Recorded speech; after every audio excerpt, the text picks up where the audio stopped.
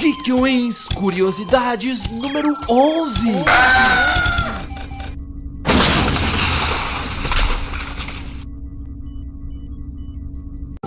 No final da década de 1970 e no início dos anos 1980, a indústria de videogames já dava seus primeiros passos e despertava interesse no mundo do entretenimento. Esse era um ótimo momento para as produtoras de games e talvez tenha sido exatamente por isso que o inesperado acabou acontecendo. O que quero dizer é, a fim de lucrarem muito, as empresas acabaram lotando o mercado com jogos de baixa qualidade. Dessa forma, muitos produtos ficaram parados e isso resultou em enormes prejuízos. Uma das empresas afetadas por esse acontecimento foi a Atari, que é o ponto central do Geek Wins Curiosidades de hoje e está envolvida nessa lenda urbana dos videogames que completou mais de 30 anos.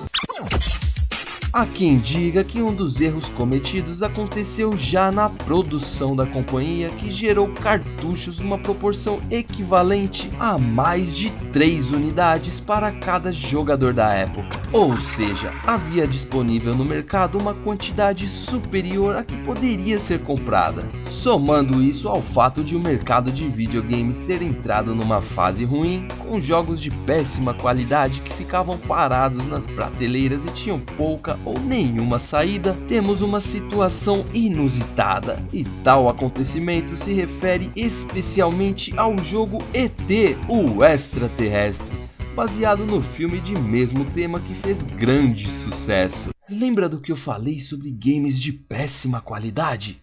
Então, esse game faz parte de tal grupo. Enfim, com a imensa quantidade de cartuchos que não eram comprados, a Atari decidiu dar um fim no material. Agora vem uma parte muito interessante. Sabe onde os games foram literalmente jogados? Em um deserto do Novo México. Vale a pena citar que essa atitude nunca foi confirmada pela Atari. E é exatamente nesse ponto onde a história se torna ainda mais maluca. Depois de tantos anos, o que não era uma verdade absoluta acabou sendo confirmado. A veracidade desse acontecimento foi constatada mais ou menos da seguinte forma. A Microsoft, a fim de fazer um documentário para ser exibido na Live, patrocinou a aventura que tinha como objetivo realizar a descoberta das evidências ligadas ao enterro do material da Atari. Eu acredito que o resultado da exploração tenha cumprido seu objetivo e creio que a Microsoft conseguiu provar que a história do enterro dos jogos é real. O documentário, pelo menos por enquanto, se chama Atari Game Over e abordará a queda do que parecia ser um bom negócio no ramo de consoles caseiros.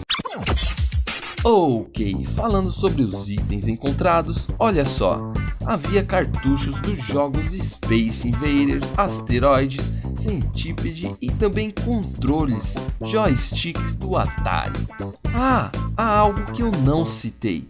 Quando eu me referi aos cartuchos do game ET que foram enterrados, eu não falei a quantidade, não é? Então aí vai. Acredite se quiser, havia mais de 3 milhões de cópias.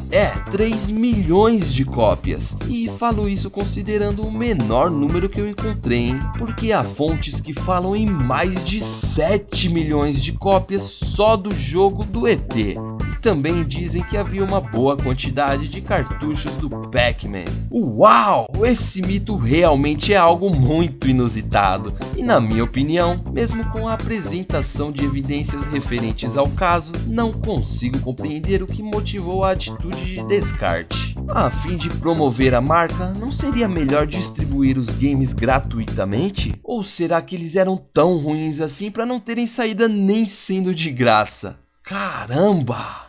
Enfim, o jeito é assistir ao documentário, que deve sair ainda em 2014, e ver se consigo entender melhor o acontecimento. De qualquer forma, esse é um grande mito do mundo dos videogames e certamente será lembrado por muito tempo. E aí, o que você achou disso? Me parece algo muito interessante e também muito maluco, não é verdade? Verdade? Verdade? Verdade? Verdade? Verdade? Geek Wins Curiosidades número 11.